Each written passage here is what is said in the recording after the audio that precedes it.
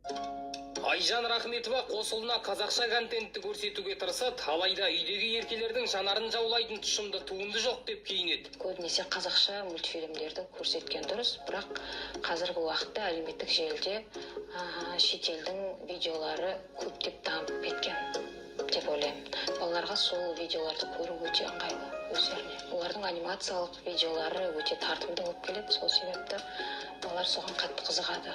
Амал нешік, ұлдары орыстың машасы мен шетелдің мағынасы дүниесін бойына сіңіріп, ойына сақтап, сөздерін жаттап алған. Мен Маша Медведь мультфильм көрдім. Машаға Медведь болса.